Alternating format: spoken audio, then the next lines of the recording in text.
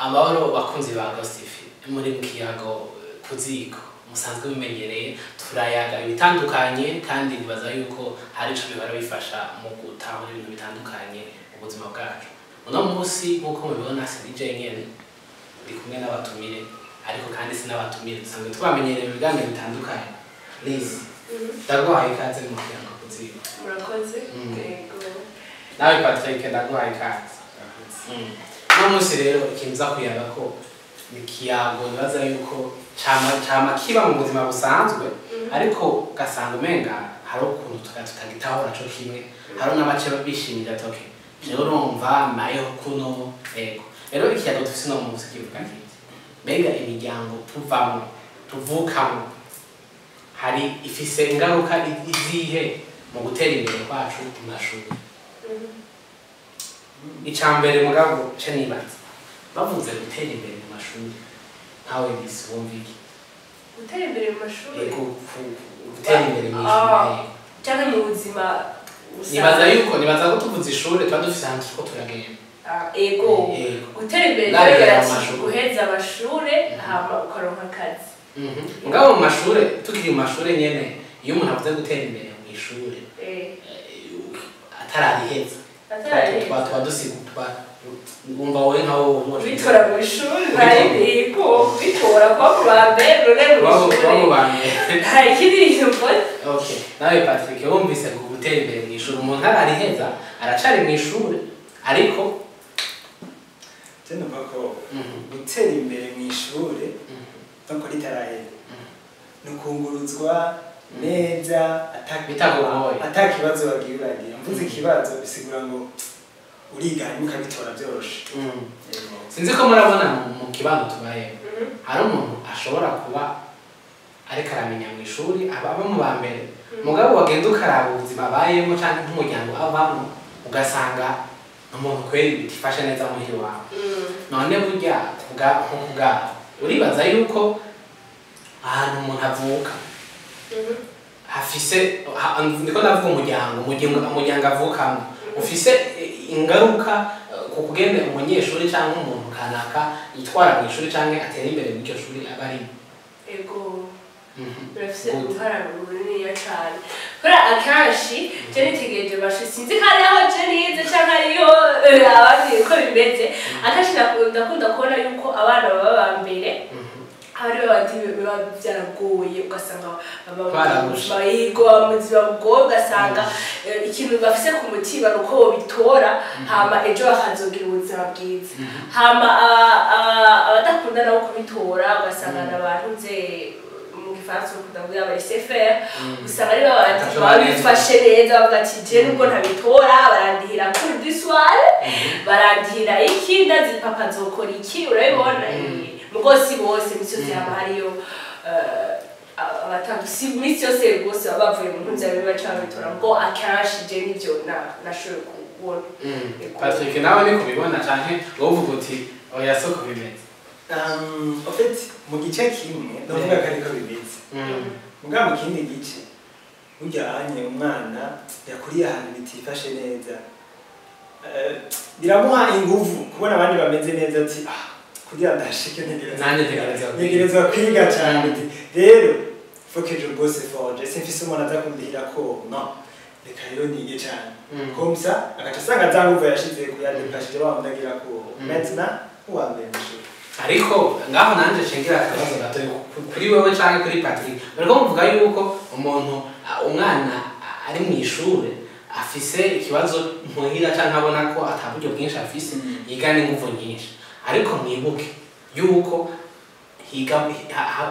akora mu nda udafise utamerewe neza mu nda ntiwovuga kugira ngo wige umerewe neza nawe wibaza yuko umuntu ikifashe neza mu ishuri turahara tunumva hari aho bigora kuronka n'amahera y'ishuri nawe yo kwiga gutatekanye haba hari ibintu mu mutwe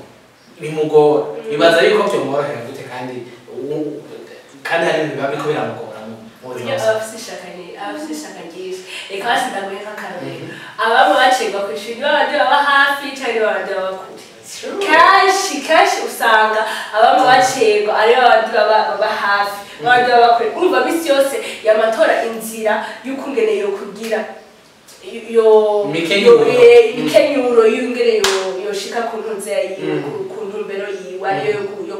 yo kugira mu ishuri. Hari n'igihe usanga atarafise n'ibikoresho bikwiye n'abikwiye cyangwa ugasanga ntiyafunguye mugabo ukabamema ko ari we wa wundi yama akora cyane nubwo bimugora ko hajya anye kugira nawe umuntu abitore yige neza. Hari abo usanga ata matara bafise iwabo ugasanga ntibashobora kwiga ku mugoroba cyangwa ugasanga ntibariye bikwiye yasuye ku ishuri atariye mugabo bajyanye nibo bacagura n'usesha bajya kugira umva hari bibiri batabitoye mu ishuri bashi baca bahita bacagenda kurondera ubuzima hanze. Nandi ko turiko turavuga uko cyane kandi mbona burya ego nivyo araronka motivation akavuga ati reka bari ikintu kimutera intege mugabo kandi twibagire ko urya mwana yakuze byoroshe ndakeneye kuja ku ishure ntagizeho da twibagire ko bigira kandi nabyita gute impact mugize ubati ndagiye ku ishuri ha please agaca agenda n'amaguru kuva ngaha no mu ngagara nko muri Disney Week akaza gucagaruka n'undi mwana nkeneye kuja ku ishuri déplacement bashika we mu mutwe batameze kumwe hari kandi kantu nibaza yuko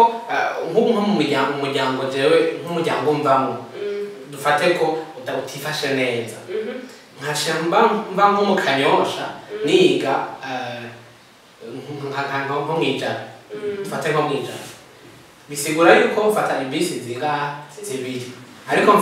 ariko kenshi usanga hari igihe usanga bitoroshe hari umuntu usanga bitifashe neza muhiri wabo ugasanga ategereza gufata nk'ibisi imwe ategereza guca ava muri ville cyangwa banashaka n'ahandi hose aja ugasanga hari abantu biga baja kure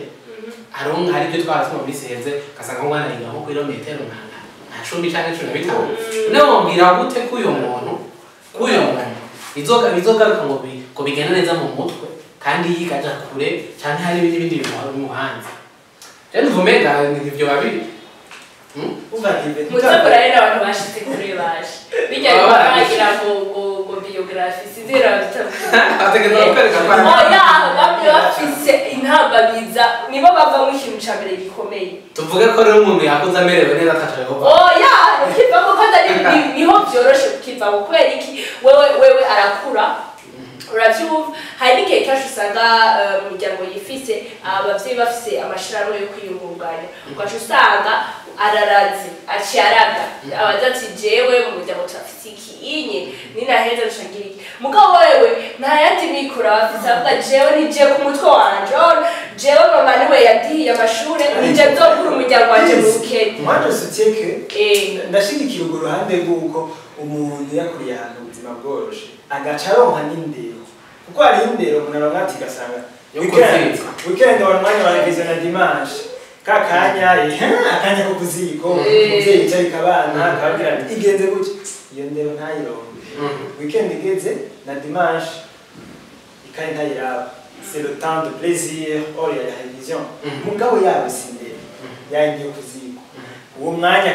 akawukoresha nawe yovukira mu gisagara adasamaya ahantu ubuzima bwifashe neza adasamaya ariga neza ariko kandi nitwibagire turabona nk'amashuri yo mu gisagara cyane tutanavyibagiye barashizeho ayo bita ngo ni excellence école d'excellence sinibaza ko ahurikiyemo abana bababaye bonyene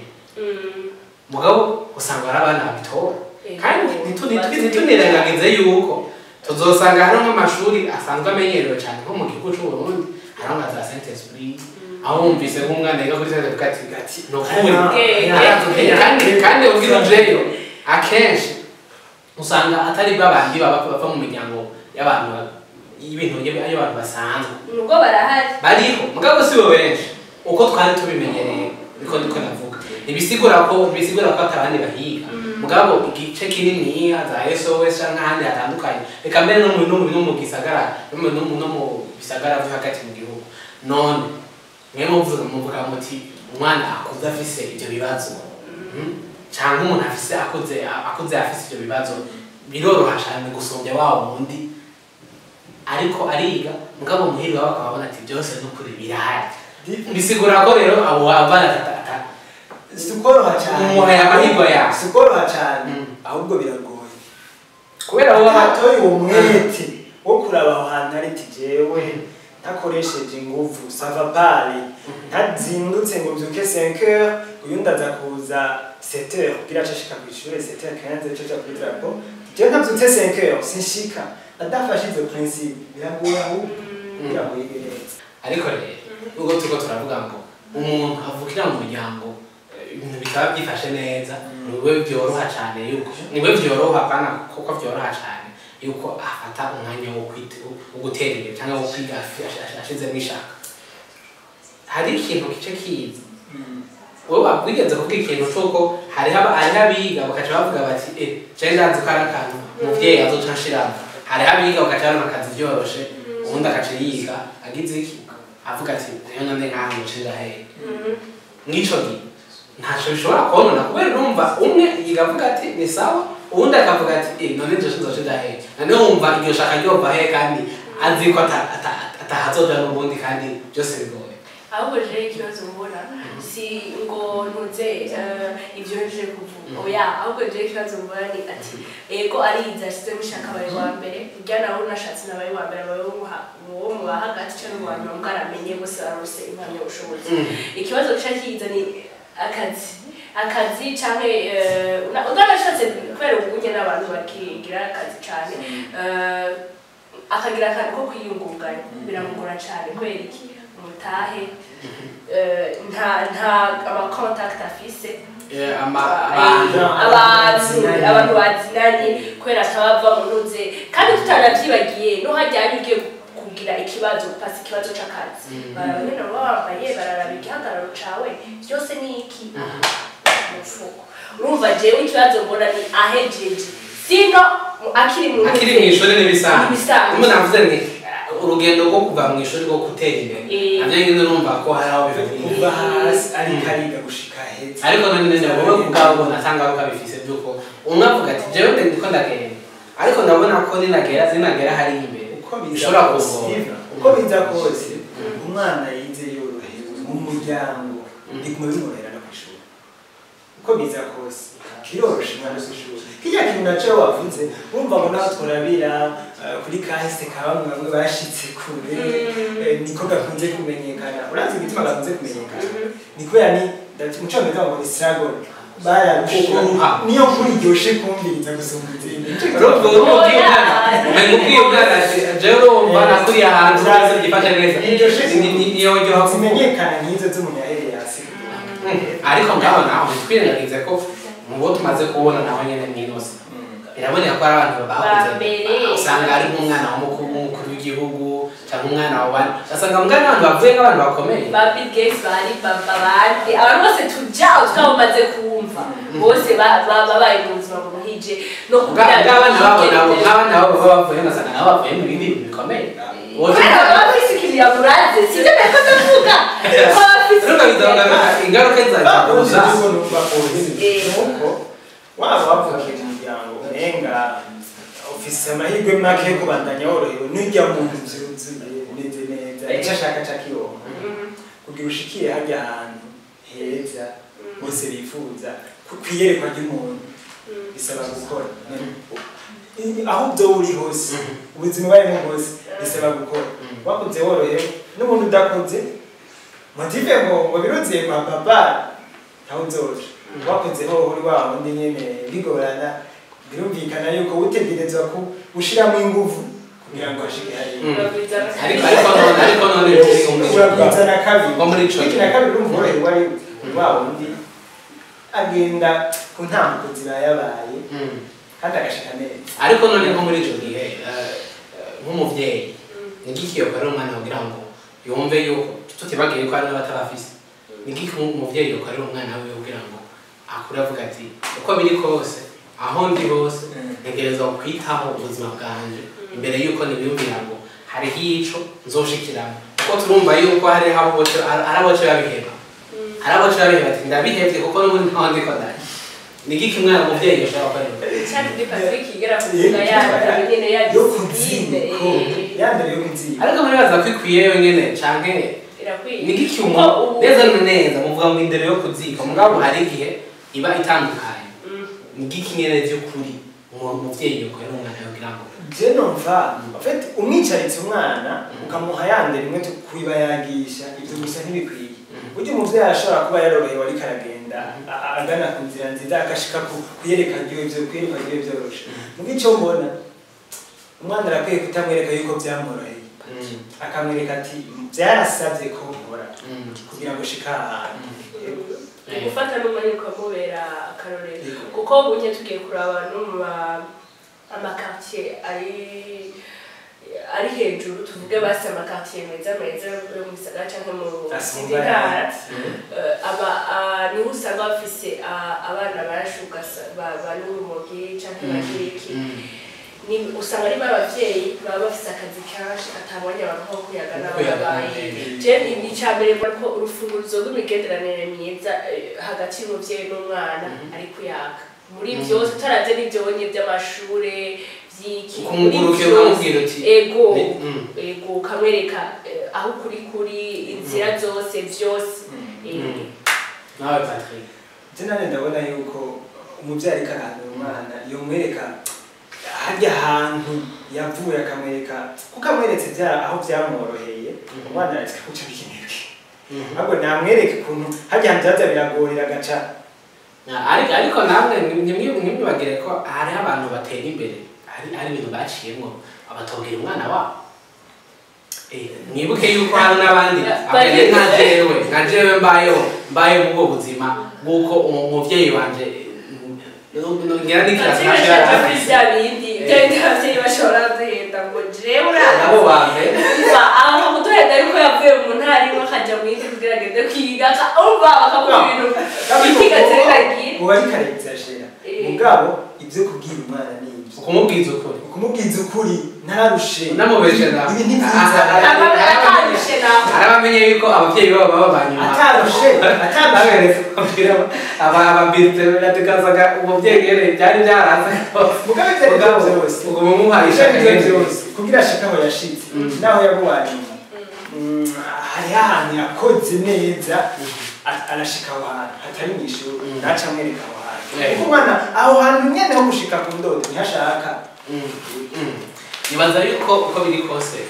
ku ruhande rw'abakura bafise ibintu bitandukanye muri wabo canke mu miryango bavamo canke ku bakura badafise ibintu bikwiye canke batamerewe neza igikomeye nuko uba umuntu afise novuga imyitwarariko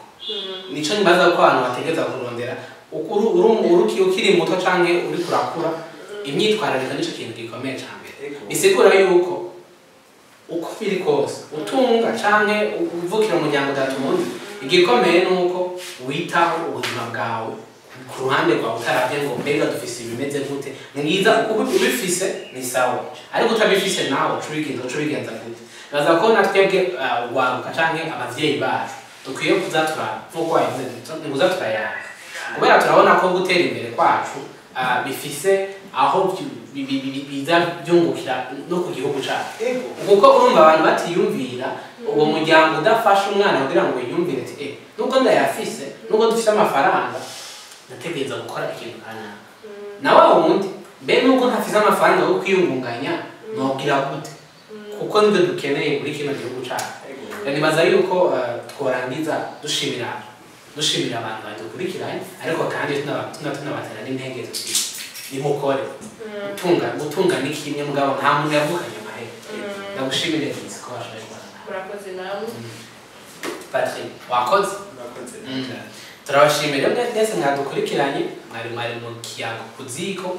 ijambo twako turayagaho tuvuga tuti mbega imiryango tuvamo irafise ni izihe ngaruka igira ku iterambere ryacu haba mu mashuri kambere no kubandanya mu buzima busanzwe mwari kumwe na Divan dushime hamwe n'abatumire canke abagenzi banje mwakoze naho utaha